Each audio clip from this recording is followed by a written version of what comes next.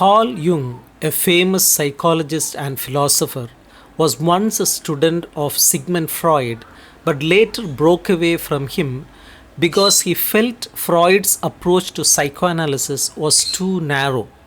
Jung believed that Freud focused too much on the negative, neurotic aspects of the human mind and did not give enough attention to the healthier, more positive aspects.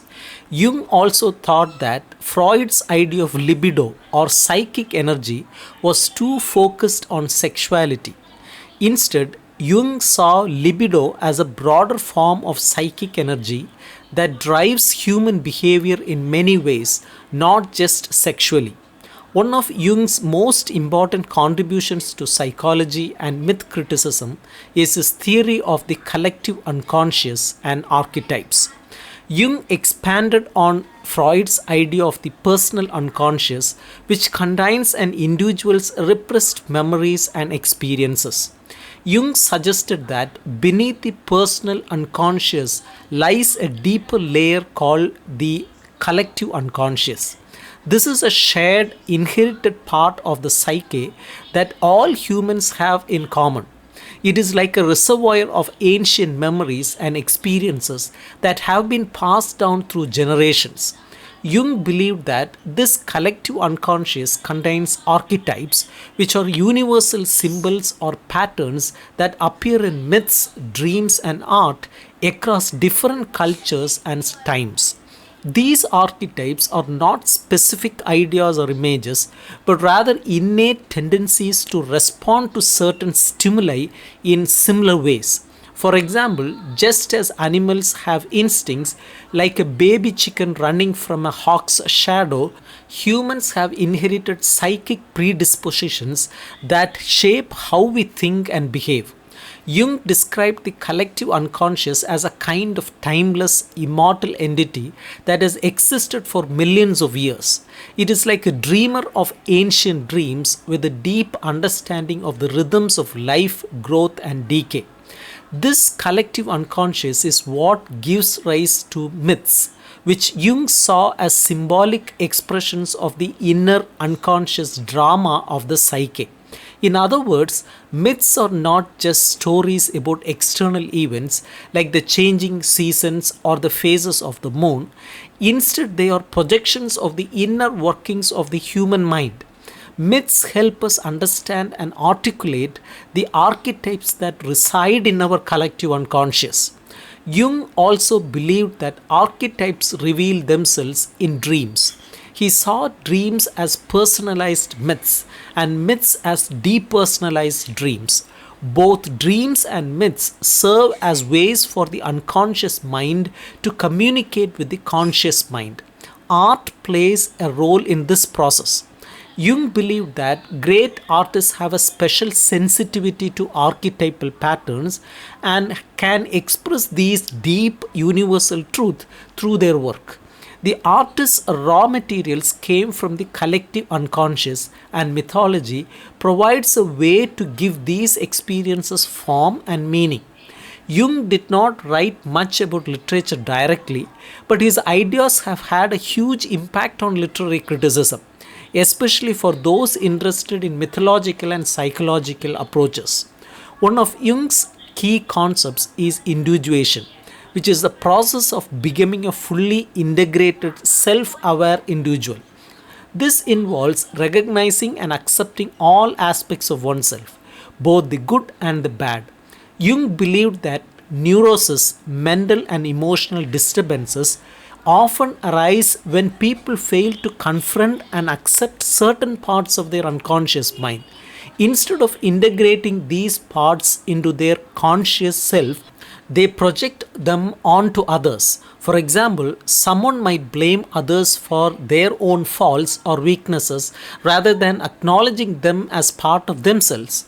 This process of projection can lead to isolation and misunderstanding, as people create illusions about the world and others based on their own unconscious issues.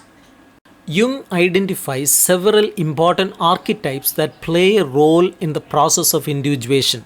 One of these is the shadow, which represents the darker hidden aspects of the self. That is, the parts of our personality that we don't like or want to acknowledge. The shadow often appears in myths and literature as figures like the devil or other villains. For example, in Shakespeare's Othello, the character Iago can be seen as a representation of the shadow. Another archetype is the persona, which is the social mask we wear to present ourselves to the world. It is the image we want others to see, but it may not reflect our true self. A healthy persona is flexible and adaptable, but if it is too rigid or false, it can lead to psychological problems.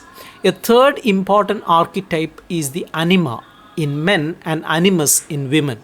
The anima is the feminine aspect of man's psyche, while the animus is the masculine aspect of the woman's psyche.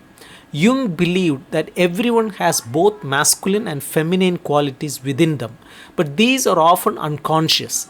The anima or animus serves as a bridge between the conscious mind and the unconscious, helping individuals connect with their inner selves.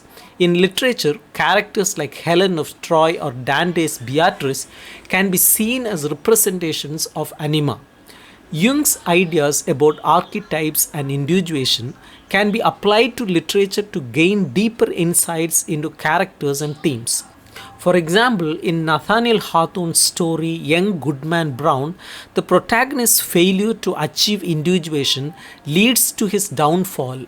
Brown's persona, his outward appearance as a pious, God fearing Puritan, is false and inflexible. He refuses to acknowledge his own darker impulses, which he projects onto others, including his wife Faith.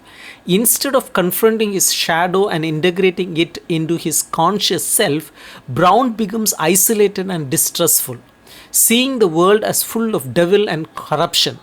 Jung's theory helps explain Brown's psychological struggles and the tragic consequences of his inability to grow and mature. Similarly, in Mary Shelley's Frankenstein, Victor Frankenstein's failure to confront his own shadow leads to disaster. Frankenstein creates a monster but refuses to take responsibility for his actions. Instead, he projects his own darker qualities onto the monster, blaming it for the destruction and suffering that follow. Like Goodman Brown, Frankenstein is unable to achieve individuation and integrate the darker aspects of his psyche. As a result, he becomes isolated and consumed by guilt and despair. Jung's theories have also been combined with anthropological approaches to create a rich field of mythological criticism. Scholars like Maud Botkin and Northrop Frye have used Jung's ideas to analyze archetypal patterns in literature. For example, Botkin's archetypal patterns in poetry explores themes like rebirth and the hero's journey in works like Coleridge's The Rime of the Ancient Mariner and Dante's Divine Comedy. Similarly, James Baird's A Study of Herman Melville's Moby Dick uses Jungian archetypes to interpret the symbolic meanings of the white whale. Baird connects the white whale to ancient myths and the religious symbols, showing how Melville transformed these universal archetypes into a unique and powerful literary symbol.